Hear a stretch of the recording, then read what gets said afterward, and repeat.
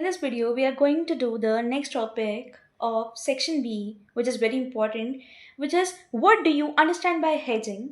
Explain the different types of natural hedges or internal hedging strategies.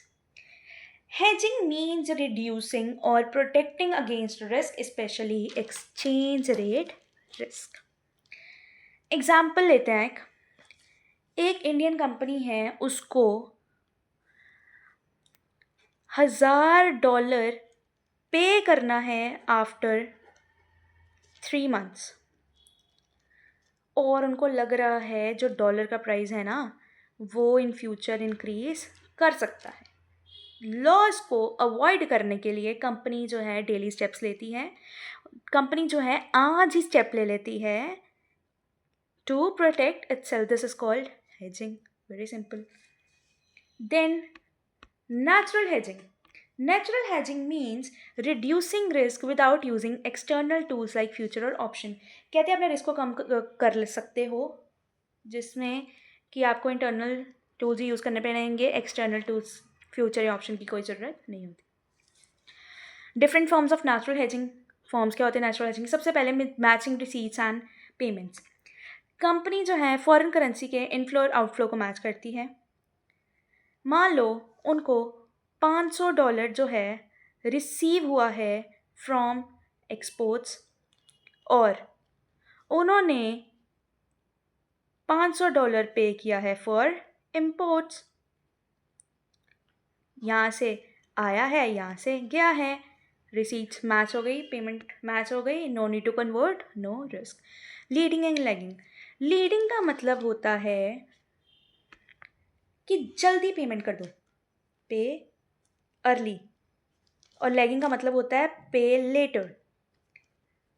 आपने USA को payment करनी है, आपने कुछ इंपोर्ट्स करवाए थे, इंपोर्ट करवाया अपनी कंट्री में, आपको लग रहा है कल को ना डॉलर का प्राइस ना बढ़ सकता है तो मैं आज ही पेमेंट कर देता हूँ कि मुझे कल के डॉलर के प्राइस पे पेमेंट ना करनी पड़े।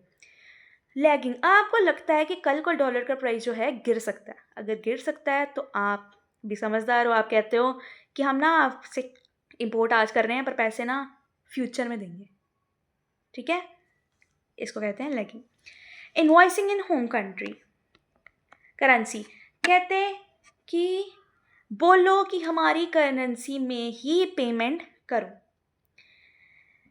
जो इंडियन एक्सपोर्टर है उसने कहा कि मुझे पेमेंट रुपीज़ में चाहिए ना कि डॉलर में।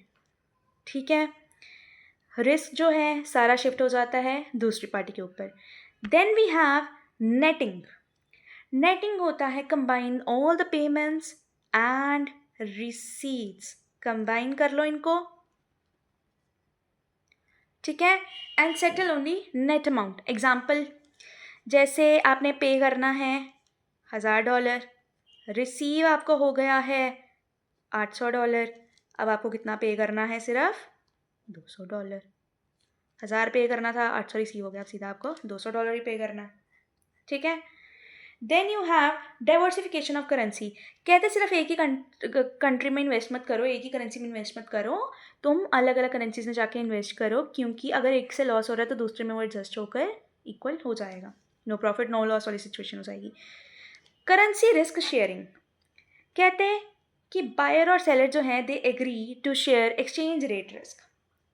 एग्जाम्पल, अगर रेट चेंज हो जाता है तो बोथ पार्टीज जो हैं दे विल शेयर प्रॉफिट और लॉस। Asset liability matching. कहते हैं कि match foreign currency assets with liabilities. Example, loan जो है अगर डॉलर में लिया है तो इनकम जो है वो भी डॉलर में ही आएगी, रिस्क जो है वो कैंसिल आउट हो जाता है।